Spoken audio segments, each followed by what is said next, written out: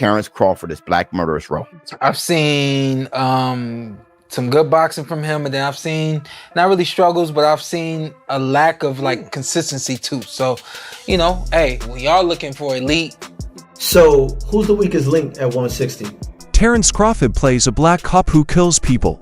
I've seen him box well, and I've also seen him battle and not be consistent. Hey, I know you're looking for elite. At 160, who is the weaker link? When you're king, everyone looks at what you do next. And now, after making history with his performance against Canelo Alvarez, the man who has won almost every class he's fought in is looking for a new one to take over. You know, and if you look at his career, don't get me wrong, okay? He's a good fighter. But if you look at his career, mention one elite fighter. A masterful performance from Terence Crawford. And adding to it with that left hand. He only sent a very short and scary word to the middleweight division, and it was meant for one man in particular. It wasn't just a test. The whole thing started with a short video clip that sent shockwaves through the fighting world right away. This wasn't just a line in an interview or a chance post on social media. This was a planned move for power. People saw Aegis Climax sitting next to Terence Crawford at the WBO meeting, and they both smiled. Danny, we're here next. Looking for you. Looking for December 6th, how you gonna do it? If that name doesn't sound like someone you know, it should. Brian Crawford was about to call out Janibek Alam Conley, who is the unified middleweight king. Climax is his manager, but smiled, pointed right at the camera, and looked right into it. I got my eyes on you, Janibek. Good luck. The pound-for-pound king was sitting next to the boss of his target and basically telling everyone about his next hunt. There was going to be a big fight soon. Terrence's going to be transparent with it. I got my eyes on you, Janibek. That good luck sounds diabolical. Good luck. I don't want to hear that. I wouldn't want to hear that kind of good luck from Bud Crawford. All right, good luck. You know, that sounds like a threat. Janibek's first public answer was so simple it was almost funny. He shared the video of Crawford's message on his own social media with the message "Thank you, bro," in a way that seemed easygoing and almost dismissive. It seemed like a quiet, polite thank you from one winner to the next. Hey Johnny, we're here next. Looking for you. Looking for December 6th, how you gonna do it? I got my eyes on you, Janibek. Good luck. But a much more complicated plan was being shown behind that simple message. Now, somebody said 135 to 168. Very true. 35, 40, 47 for a while. See, some of that stuff isn't pit stops, right? 35 was there. 40, collect everything. Undisputed 47, campaign there, right? 54, 168, go back to 160. That's to be... That's 6 weight cut. You cannot say that's not better than Manny Pacquiao and Floyd. It's not like Janibek is just waiting for Terence Crawford. He doesn't want to fight. He's not just agreeing to take on the task. He is building a stronghold and dares Crawford to take it. Janibek has a big plan with many steps. With this plan, there are risks at every turn. He has made it clear that getting all 4 titles, 160 pounds, is his main goal and only goal. He wants to be right all the time. He is not going to wait for Crawford to decide. He's going to clean up the area himself instead. He told the public that Crawford doesn't need to fight Adam because Carlos Adames, who holds the WBC title, is already the champion in that class. Why? Because Janibek will clean up after him.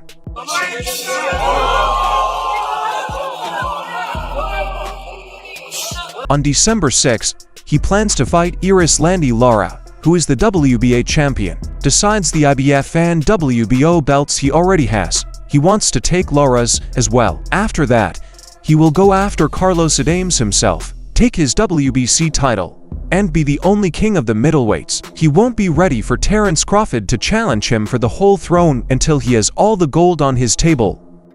There's a potential big fight that could be made of the winner of this, and Terence Crawford could be looking at it. Just wanted to get each champion's thoughts on the potential of a mega fight if this can get acquired. Yeah. дайынбыз біз. Әрине ондай жекпе-жектер біз үшін үлкен жақсы жекпе-жек болады, мен ойымша. Да, я готов. Это для меня будет очень хороший бой. И всем болельщикам. Yes, of course, it would be a very, very good fight, and I will be ready for it because it's a big fight, and I think everybody would be looking into it. This right away brings up a huge question. Janibek seems sure of himself, so why hasn't he fought Carlos Adames yet? This is where the story gets bad. With claims and a lot of trouble, that fight for unity has been talked about, but it has always fallen apart. And the Janibek team says there is only one reason for that. His boss, Aegis Cleese, didn't hold back. He said out loud that he thought the Adames fight didn't happen because Adames was scared to fight Janibek. This is a very bad charge. In this case, it seems like a rival world winner is actively avoiding the division's scary monster, a unification, out of pure fear. Janibek made this point even stronger by thanking Lara for having the courage to sign the contract, suggesting that Adames didn't. Even if this isn't true and is just trash talk, it's working. This makes Janibek look like the most feared person in boxing, a monster that other winners are afraid to face in the ring.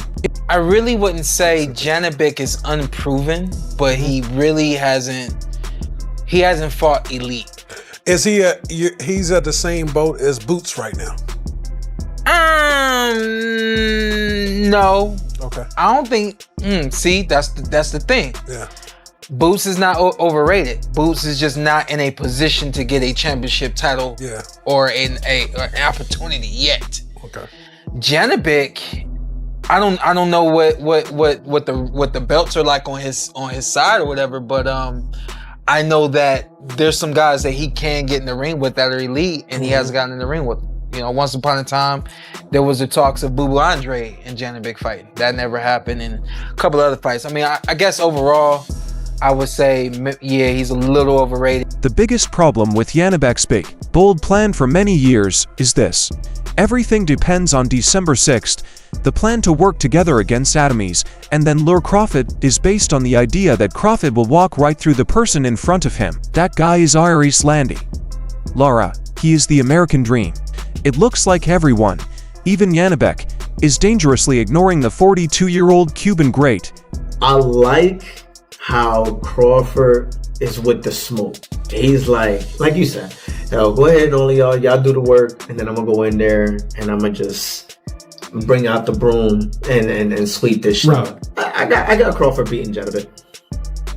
I got him beating Janibek. I just think, I mean, I haven't seen much on him, but I've seen enough on Crawford, and I'm not gonna judge Crawford over his last performance from Canelo, because there was, I don't care what a person say, they could say that Canelo's washed up, they say this, they say past his prime, yada yada yada. That's not what I'm looking at. I'm looking at how he executed the plan and how he neutralized the threat. So he did a phenomenal job with that. Boldman came up with a great game plan for that. I really believe that Janibek can get outboxed. I think he's going to get outboxed. He goes into 160.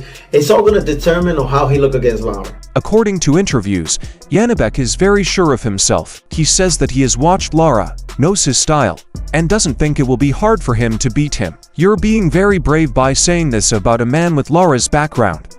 Lara is one of the best boxers of his age. He came up through the famous Cuban amateur system and has fought the best, so he knows all of Janibek's talking about being sure of himself. When Lara heard about Janibek's rude words, her answer was so simple it scared me.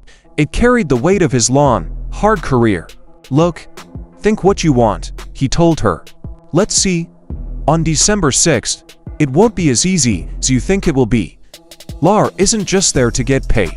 He's coming to show that the old Liao is still dangerous and that he could destroy Janibek's whole kingdom by himself. Janibek might pass the test against Lara, but his whole plan could fail before it even gets to the next step because of a hidden problem in the way boxing is run. There have been rumors that the IBF, which is one of the organizations that Janibek holds a belt with, has a different plan for his future. It looks like the IBF has decided that the winner of the Janibek vs. Lara fight must defend their title right away against a forced challenger, a young fighter named Austin Williams who has never lost a fight. Reports say the IBF has said there will be no exceptions. This is a common fear in boxing. It might make Janibek have to make a choice he can make. Does he stick to his big plan and try to unify with Adam, which would make the IBF take away his belt? Or does he follow the IBF's advice and take the less interesting fight against Williams, letting his undefeated dream and the possible Crawford super fight die? The battle but won the war. Okay. You know what I mean? But Terence right now, but as far as Terence, ain't nobody gonna beat him right now, man. Nah. Nobody, huh? No. Ain't nobody beating him, man. I mean, even your former student, Janibek? No, not right now, no. I got him boxing Janibek, and then after that, just walk away. No, remember, you still gotta get at Adames, though. I hear you. There's no reason to go after Janibek. So are you saying he's gonna beat Adames? There's no ifs, ands, buts about that.